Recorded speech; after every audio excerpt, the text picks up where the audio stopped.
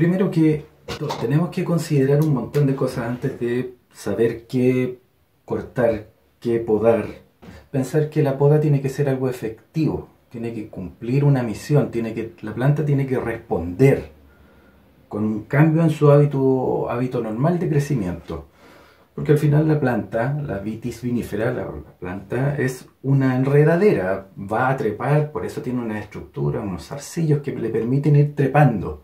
Entonces no tiene un hábito de crecimiento erecto, ¿cierto? Nosotros le tenemos que dar la estructura, como esta espaldera, que es la estructura que soporta toda la planta, ¿cierto? Toda su estructura física. Entonces, para poder saber por dónde podar, también tenemos que tener ciertos criterios. Vamos a dibujar acá algunos crecimientos o sarmientos cuando ya la planta deja su fase de crecimiento, entra en una época en invierno de receso, por lo tanto pierde todas sus hojas y quedan los sarmientos, que son estas ramas que vamos a podar. Le vamos a poner números: 1, 2, 3, 4, 5, 6, 7 y 8. Vamos a suponer que tiene los dos brazos. Este es un sistema Guyot doble. Y va a tener estos 8 crecimientos a partir de sus dos brazos. El Guyot simple tiene solamente un brazo. Entonces, ¿qué criterio tenemos o tips tenemos que tener en cuenta para poder podar?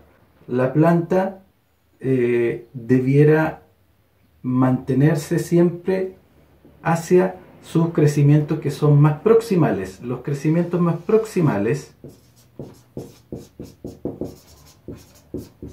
son los que están más cerca del tronco.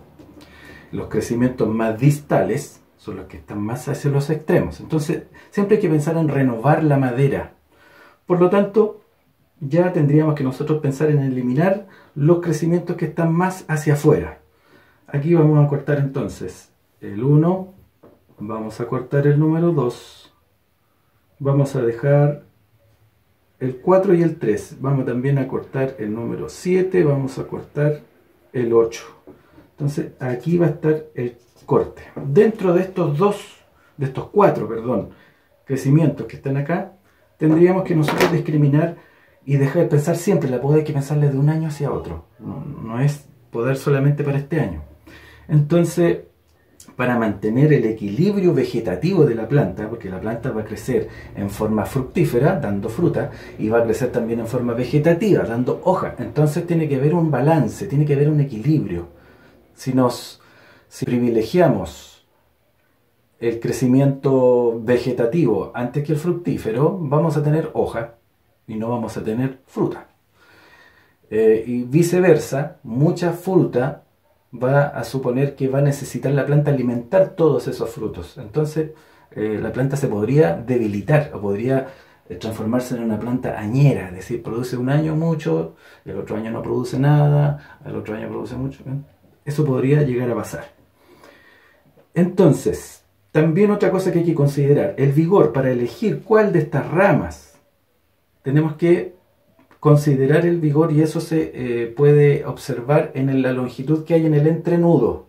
Si hay un nudo aquí, ¿qué distancia hay con el nudo que sigue, con el siguiente? Entonces, mientras más sea la distancia entre un nudo y otro, la planta es más vigorosa.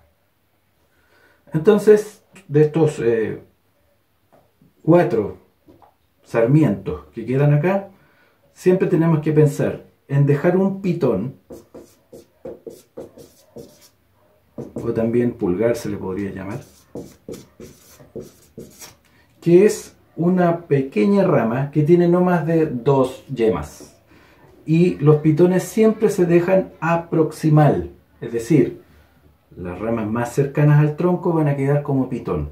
Entonces podríamos dejar el 4 y el 5, cortamos el 4 y cortamos el 5 y lo dejamos con 2 yemas, y los crecimientos que van a quedar en la planta definitivamente van a estar, dado la cantidad de yemas, va a depender de también otro criterio que va a obedecer a otros factores Generalmente se hace un estudio de yemas para saber cuánto eventualmente podrían producir y ahí establecer una cantidad.